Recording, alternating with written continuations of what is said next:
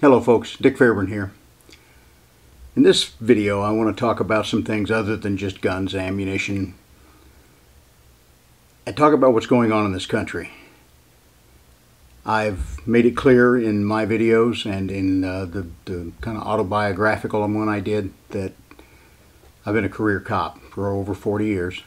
Much of that was sworn time. A lot of it was as a civilian trainer at a state police academy. I'm biased. I think most cops, the vast majority of cops, are good people who are there to help you when you need it. Let me tell you why cops in this country deserve your support. If you want to hear what I got to say, I'll be right back.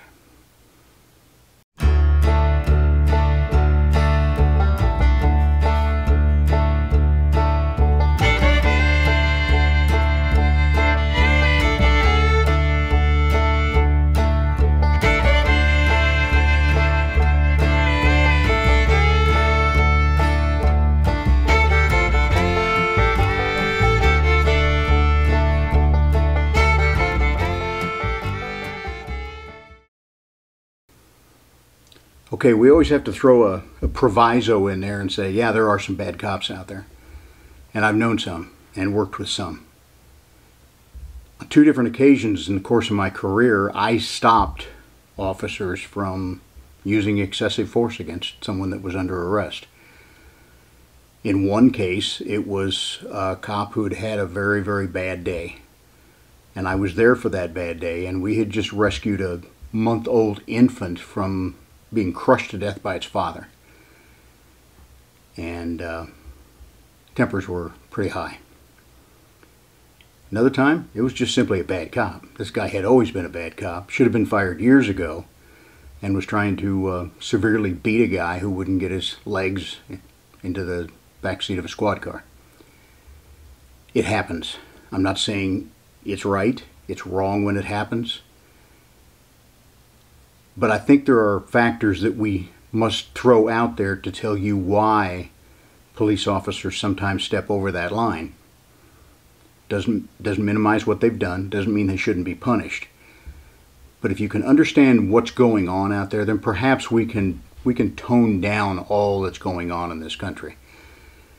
Because this is going to be more of a philosophical talk. This country's headed to hell in a handbasket.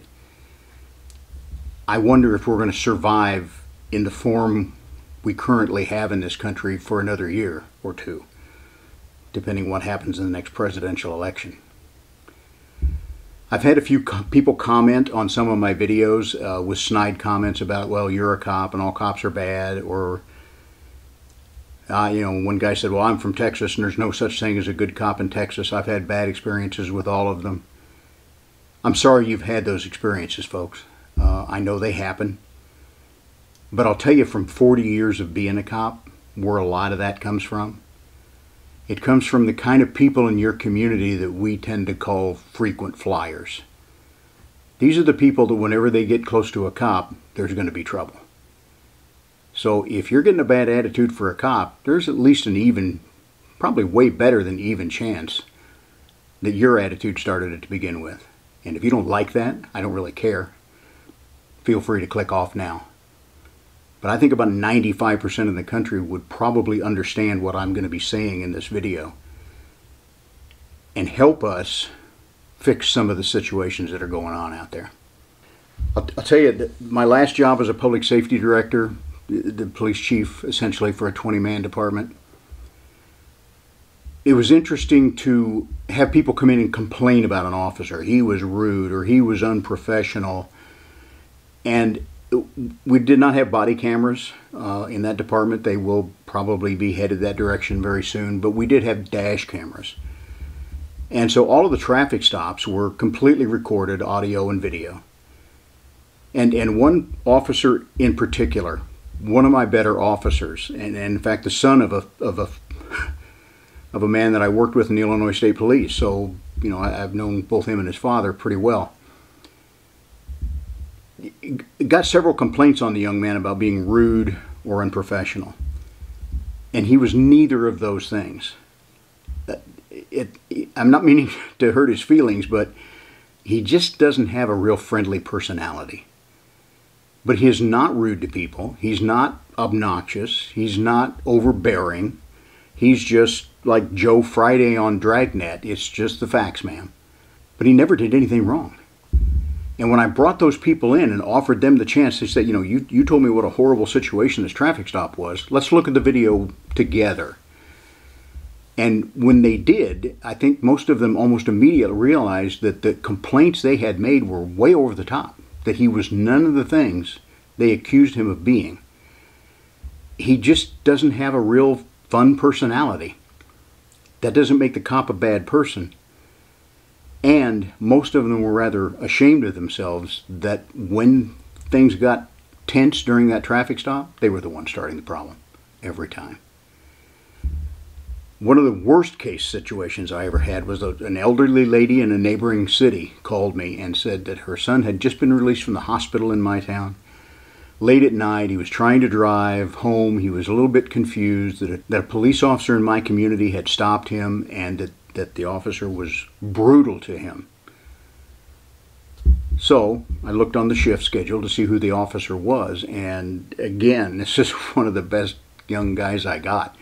I just couldn't hardly believe that that was an accurate depiction. So we got the videotape and looked it over, and the reason her son had been stopped is he was 2 blocks into going the wrong way on a one-way street. Okay, you're going to get stopped by the police and see what's going on. Initially, the officer thought the driver was probably drunk. But you could tell by the verbiage going on that he very quickly decided that, sir, I don't think you're drunk. Are you okay? Do you need to go to the hospital or something? And the driver said, no, I just got out of the hospital. I'm kind of weak on my feet. And he was very confused, unable to stand up on his own. The officer was very, very polite, very supporting. Hey, our police station is only a block away. Can I give you a ride there? Is there someone we can call? I'm concerned you're not safe to be driving tonight. I mean, this was so good, I threatened to make a copy of this dash camera footage and send it to the police academy and say, this is about as perfect as you can do with this kind of situation. So when I called this guy's mother back, and I mean, the driver that had been stopped was probably in his 60s, so I'm guessing his mother was probably well into her 80s. And I said, ma'am, I've reviewed the dash footage, and what I see just doesn't match with your description of, brutal treatment of your son. And, well, I think you're just lying about it. And I said, well, I'll tell you what, I will more than gladly drive over to your town, meet you wherever you would like, and I will show you the videotape and you make your own determination. And there was just silence on the end of the phone. And the lady said, well, I guess if you're that ready to show it to me, it must not fit with what my son told me. I'm sorry that, the stories don't jive, but I'm sticking up for my officer 100%. He did everything he could possibly do to be nice to your son and to help him through the problems he was having. So a lot of these complaints that get filed about police officers, they don't fit the facts. And I can't describe to you how frustrating that is for the police officers, because I approached these assuming my officer was in the right until I saw something wrong. There are some police administrators, especially those who want to get along in today's anti-police society, that they default the other way. They call their officers in, they tear their butt off, they assume they've done something wrong, even before they look at the videotape and get the facts. That's very demoralizing to a police department. And when you take that kind of a leadership attitude in law enforcement today, you're going to create the kind of officers you don't want. You're going to create officers who are afraid of their own shadow, afraid of getting in trouble out there, and a lot of times that resorts into a pretty short fuse. So, understand that the cop doesn't necessarily have to be friendly to you. They're not generally stand-up comics, so this is not going to be a humorous event. They should be polite. They should be professional. But there is a limit to how much crap they should have to take from drivers. or passengers. And I'm not going to apologize for that. It's a tough job. You need to bear in mind that most police officers spend most of their time on a given shift not exactly dealing with the top of their community's society. We tend to work more down to the bottom feeder level. And sometimes it just feels like you're taking out the garbage. That builds up on an officer too. It builds up over the course of a shift of those kind of bad calls. It builds up over a career of those kind of bad calls. Now, the police officers need to deal with those stresses. And the supervisors need to really go to great lengths to help them. And I'm being critical of police administrators because a lot of them don't support their people the way they should. And I think a lot of that is fear on their part that they're going to look bad in the media or before the city fathers or whatever they're concerned about.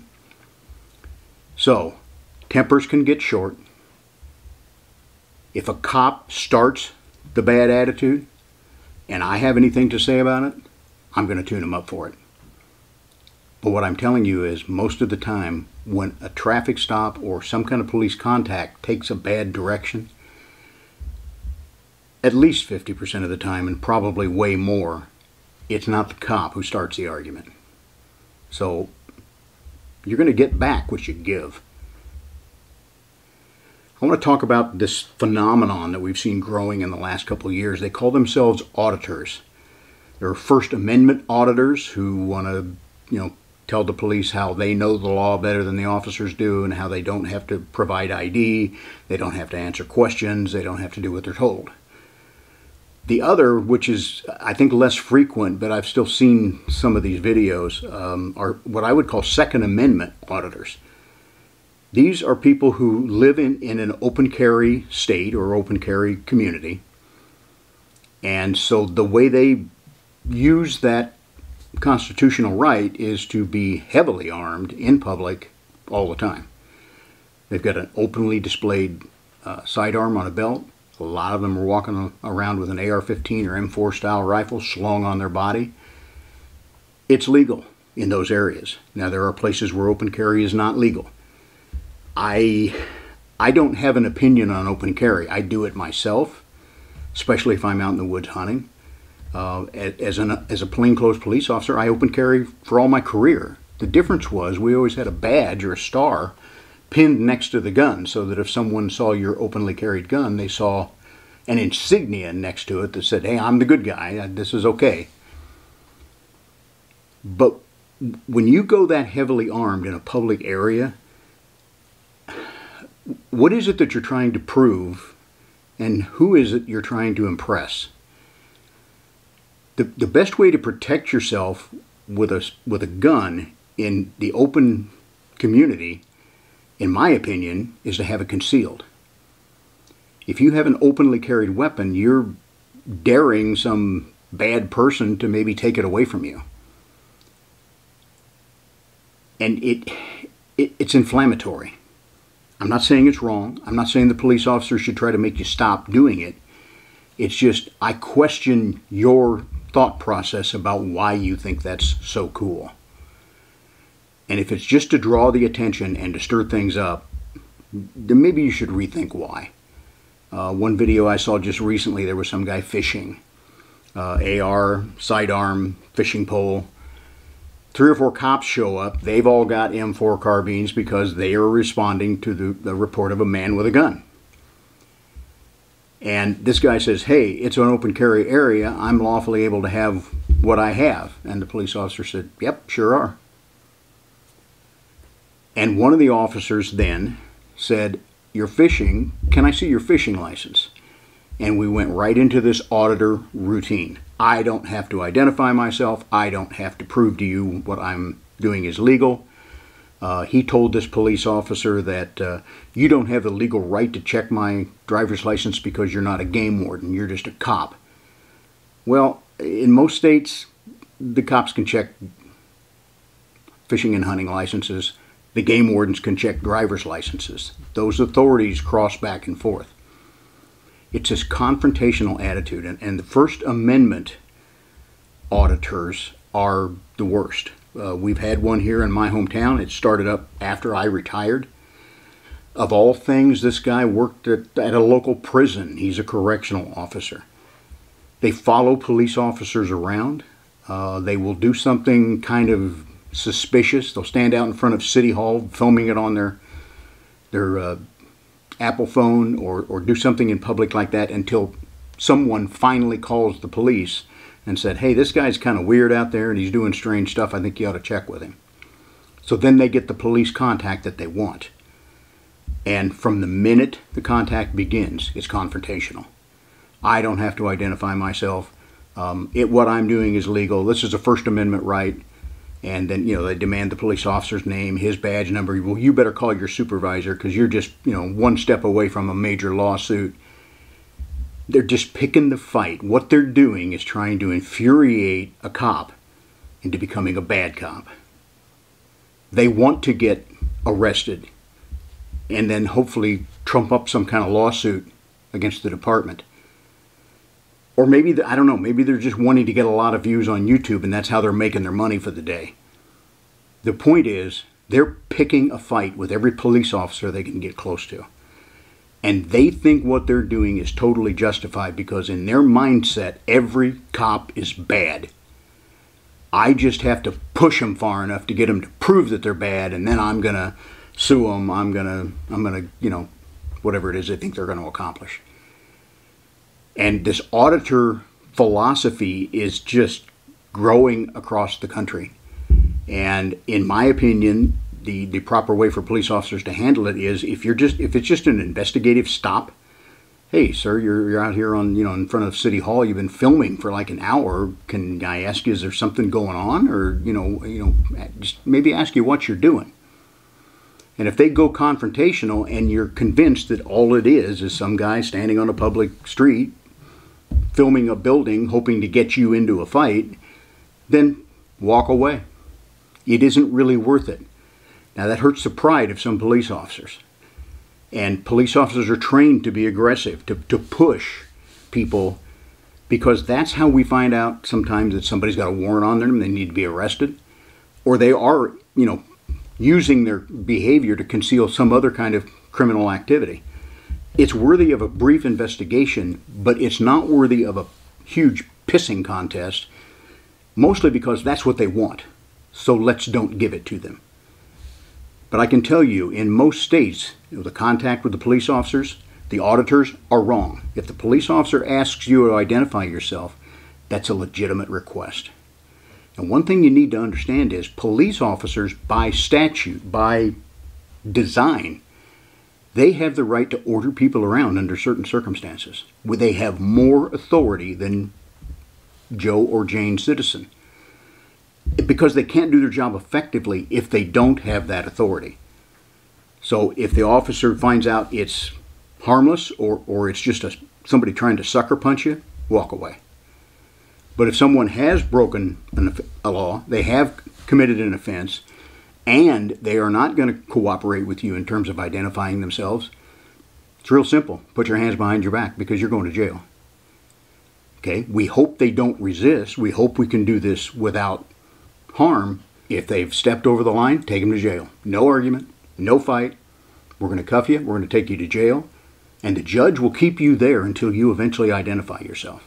That is not an unreasonable request. In most states, if you are being taken into custody, you will have to identify yourself. And if you refuse to do that, then we're going to keep you there until the fingerprint machine or some other form of ID tells us who you are.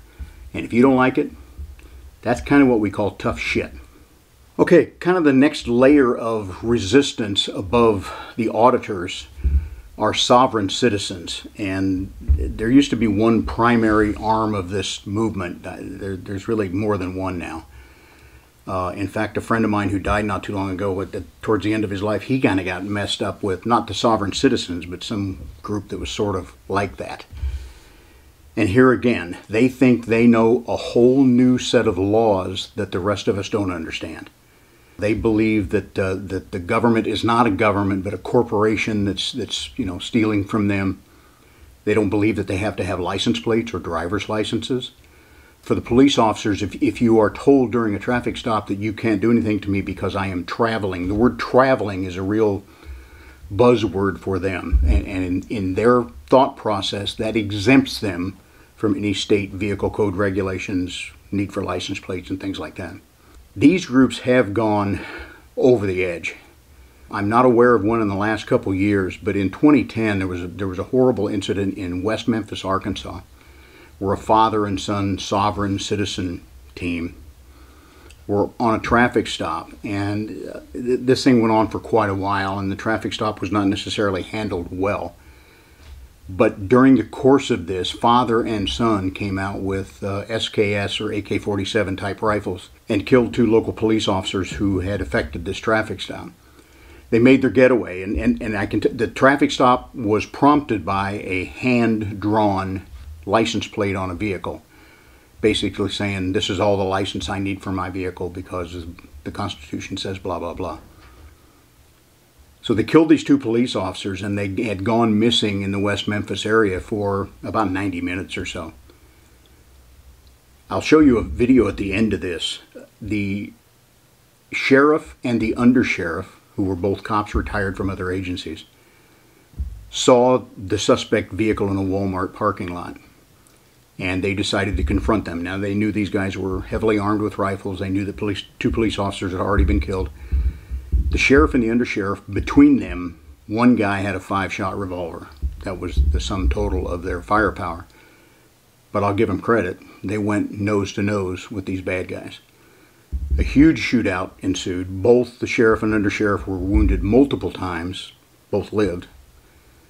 And a huge police response poured in, and pour is the correct word because they poured fire into the suspect vehicle like there was no tomorrow.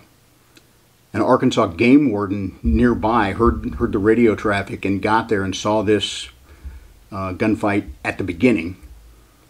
And this was not his first rodeo. He'd been in a gunfight a couple of years before that.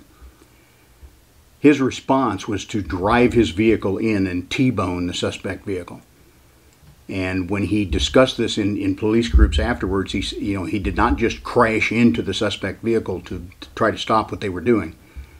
He also had an M4 rifle laying on the dash of his 3/4-ton pickup truck, and he deliberately was putting fire into the 2 bad guys in that vehicle.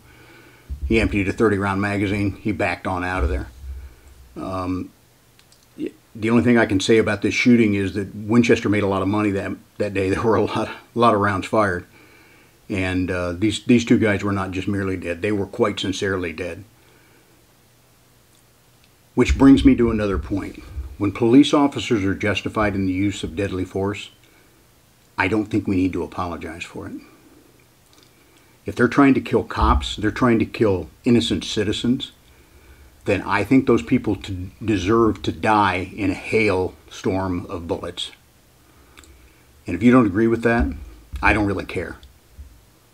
Until we get Star Trek phasers where we can stun someone and put them down on the ground, the only way we have to stop that kind of behavior is high velocity lead and copper.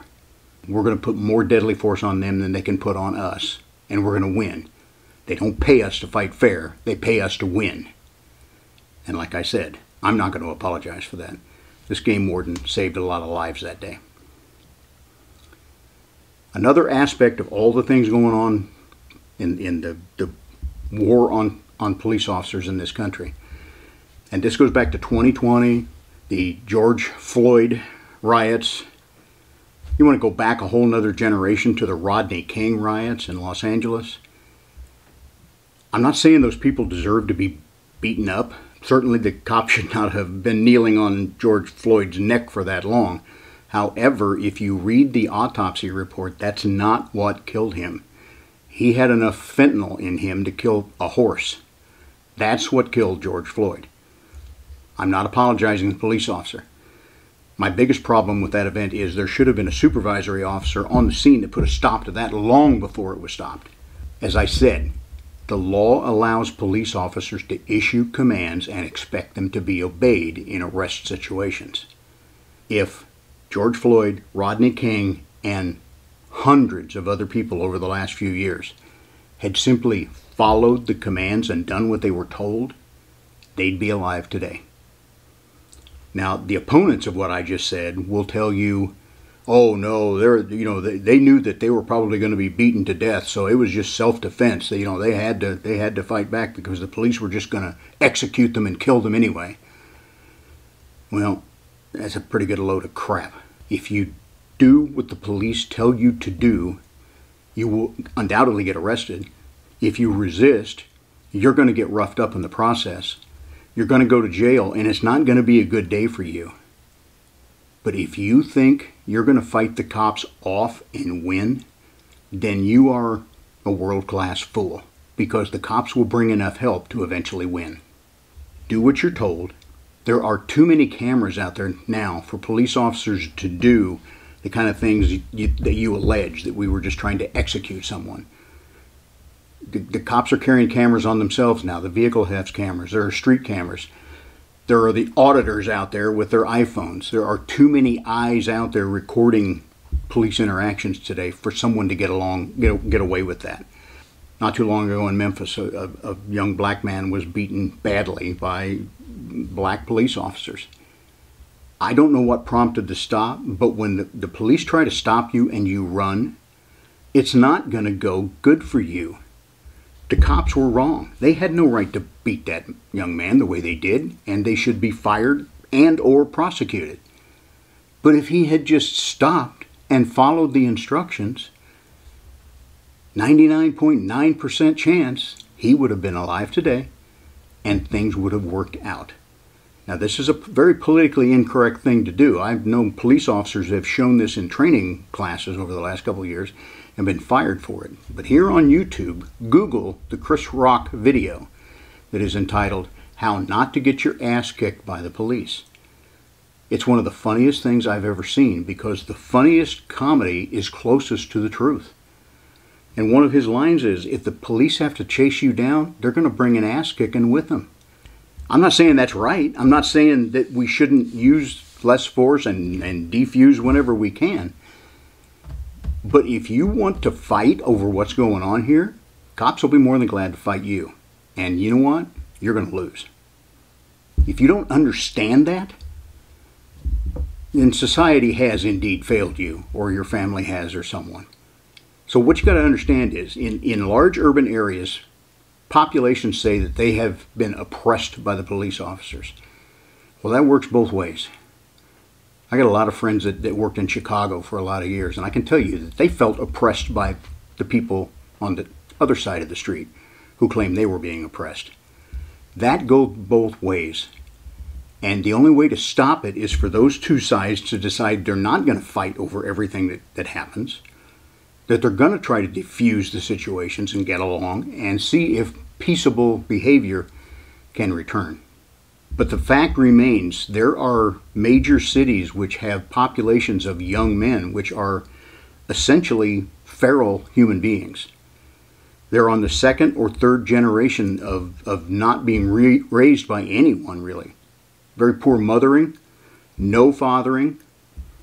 That was not important in the first generation when there were grandparents to take over that job of raising these young men to be good men. But after that cycle has continued for 2 or 3 generations, you've got young men who really don't understand how to be a part of a human society. To them, it's kill or be killed, take or have taken from you. And that's how they live their lives. I don't think the police officers have to feel guilty for trying to stop that. That's why we have police out there in the first place. If you feel like the cops have oppressed you, think about maybe your people have oppressed some cops over the years. And let's break the cycle if we can. Now I want to give you a little bit of a history lesson.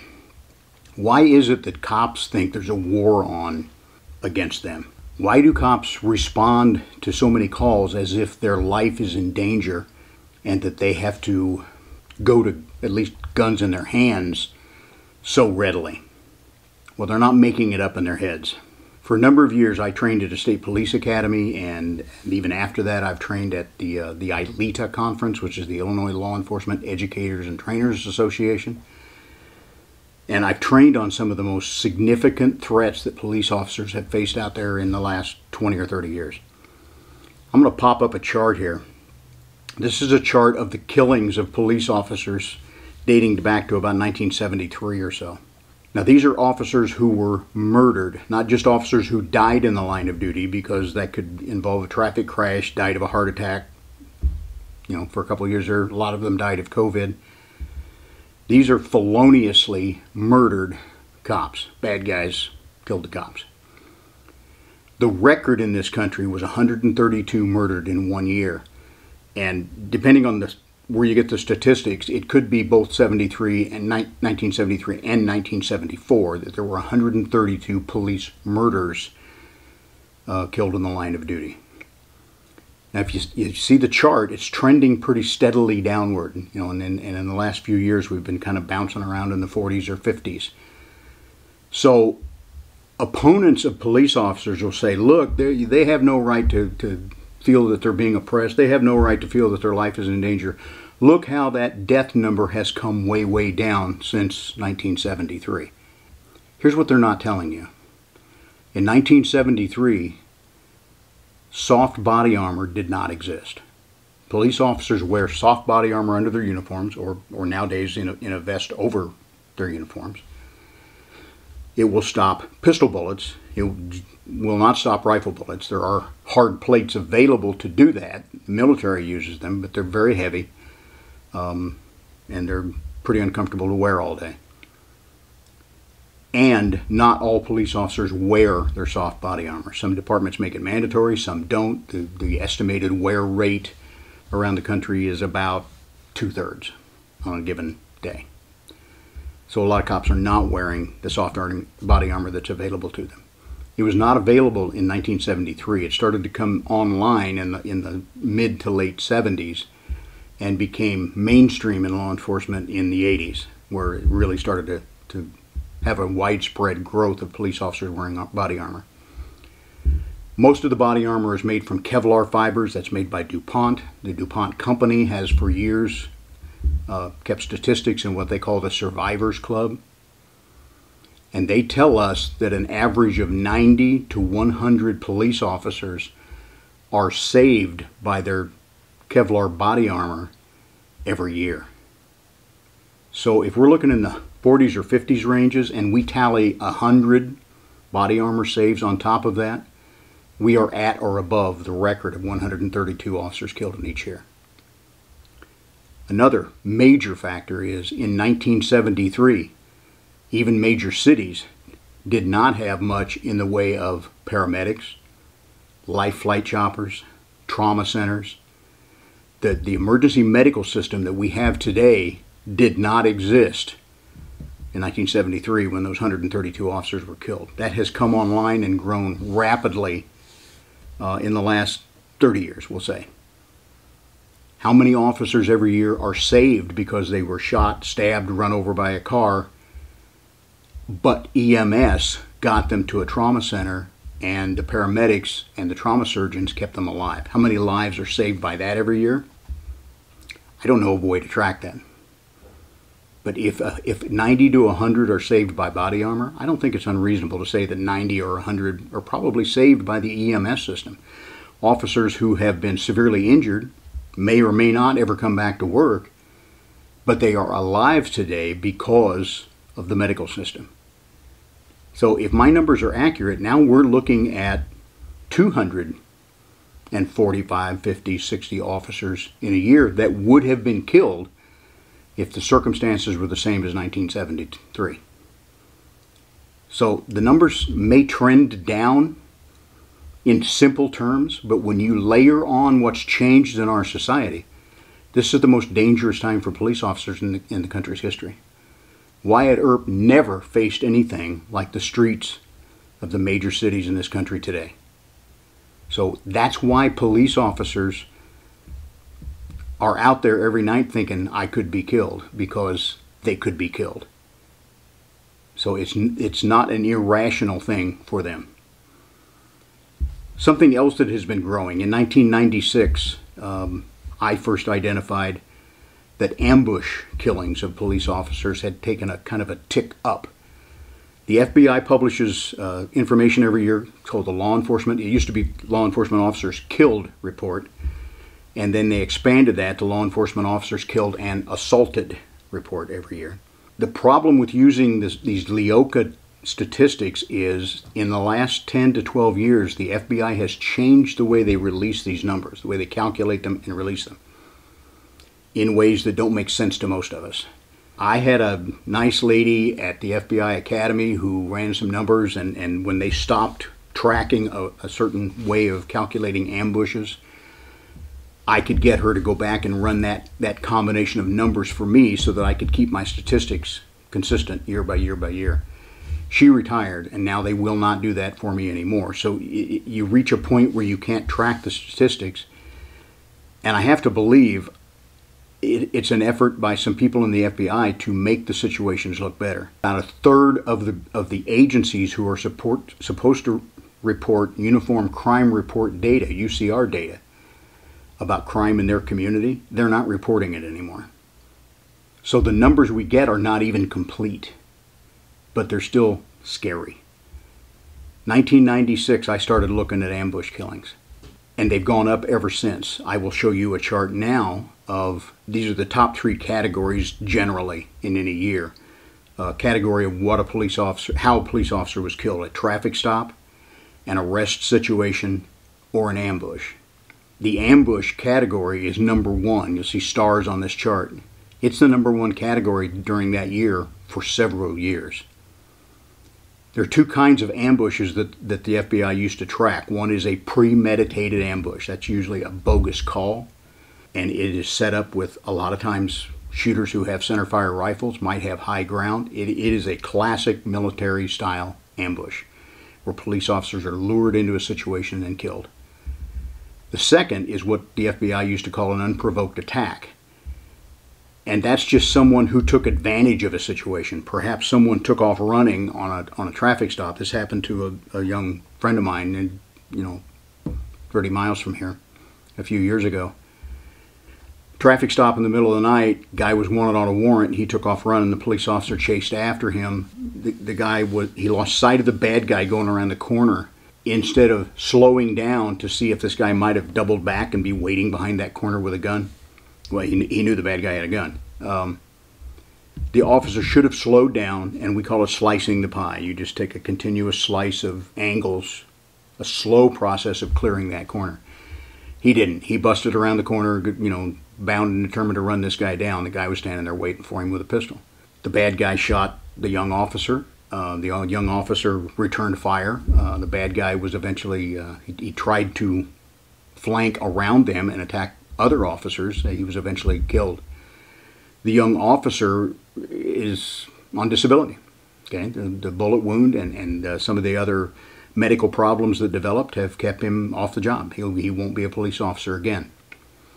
So that's an unprovoked attack kind. Well, several years ago, the FBI pulled that unprovoked attack out.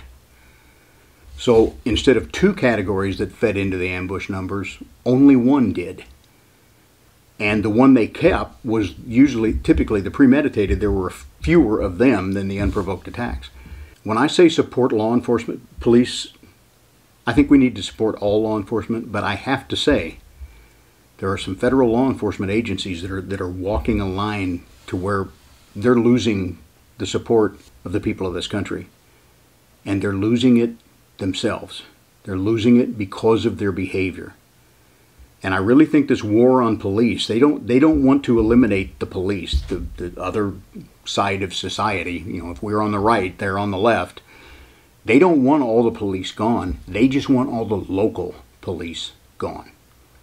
They want a federalized police force, and they want to be able to control that from Washington. And we are seeing with, I'm sorry, my friends in the FBI, we're seeing with the FBI, we are seeing with the alcohol, tobacco, and firearms.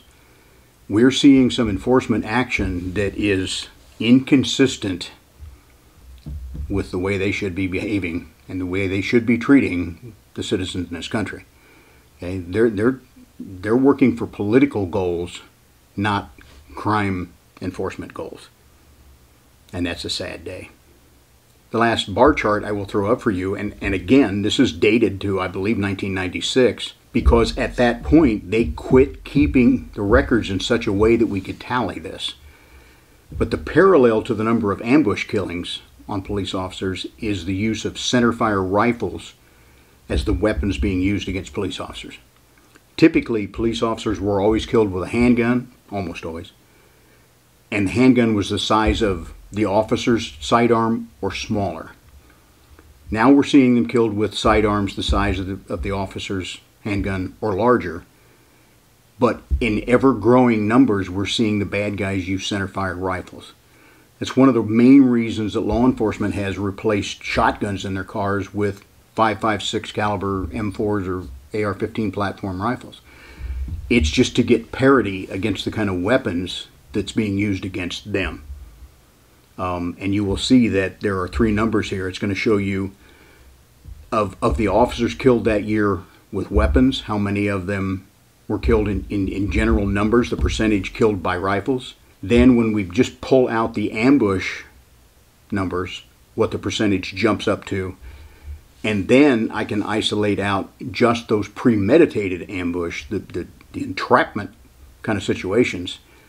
The percentage in the use of centerfire rifles goes to the top. And that's the worst thing that police officers face today. We've seen multiple killings in Dallas and other places where a bad guy with a centerfire rifle ambushing police officers is going to take a lot of cops when he goes. So that's really kind of the worst threat they can face out there. The other part of, I think, our societal decline here are the anti-police politicians. Defund the police movement. Black Lives Matter.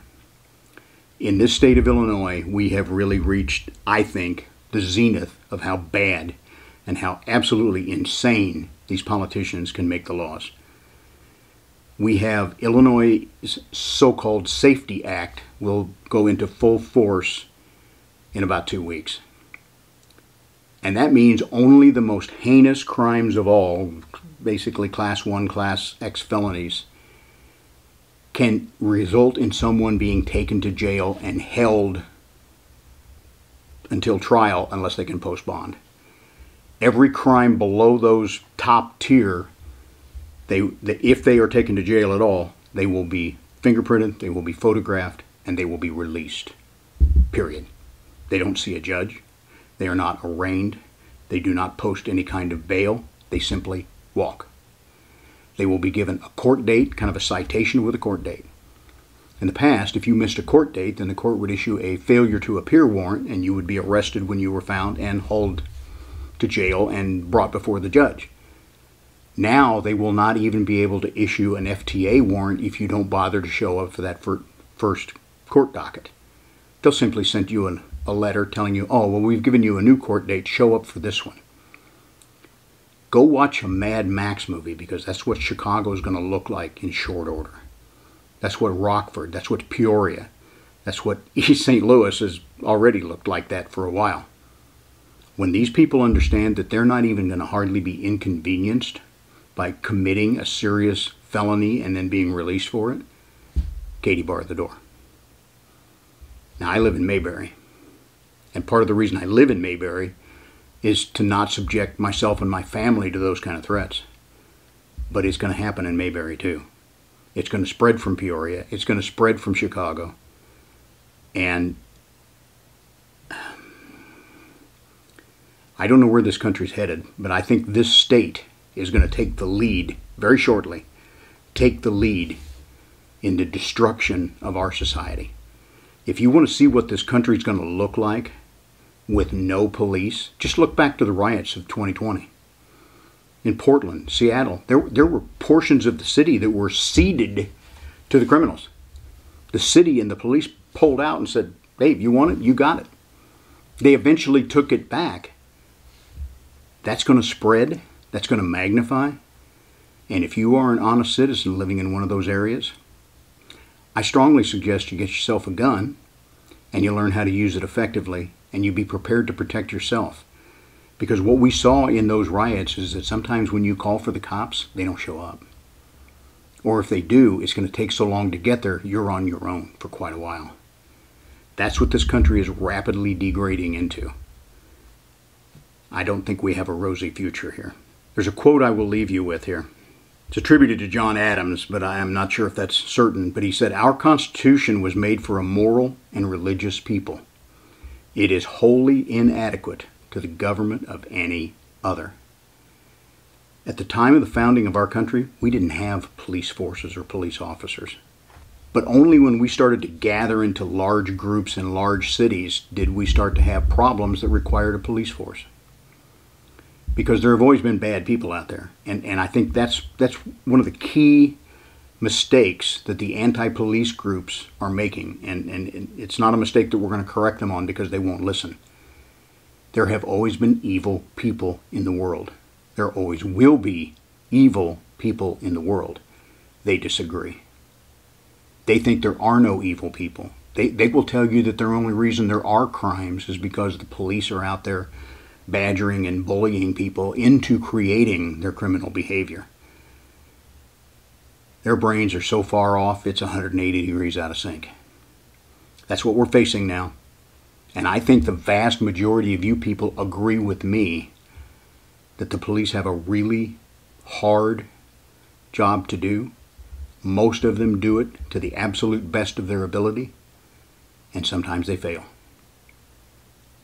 But folks, that's why I think you need to support law enforcement. Help them stay true, because in the next couple of years, depending on how the next presidential election goes, they may be the only thing holding this civilization together. Thank you for watching. I'm sorry if I end this on a sad note. And obviously, I am biased. I've been a cop all my life. I think the best people in the world are police officers, firefighters, emergency medical people, and military folks. That's who I have spent my life working with. I'm proud of that. I am honored to have been a part of it. And I'm deeply honored to have worked with some of those wonderful individuals. Are there some that need to be thrown out? Always will be. Thank you for listening, as long as you have. I hope this has been meaningful to you. I know a lot of you people are going to disagree with me, so you know what? Light up the comments. Let's just hear what y'all got to have to say. And I think all you're going to do is show yourself for what you are. Part of the problem. Thank you. Okay, we got them both here now. You ready? Bud got one. Ginger got one.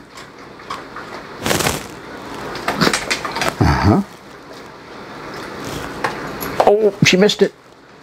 She usually gets them, doesn't she, Bud? Okay, girl, last one. You ready? You ready?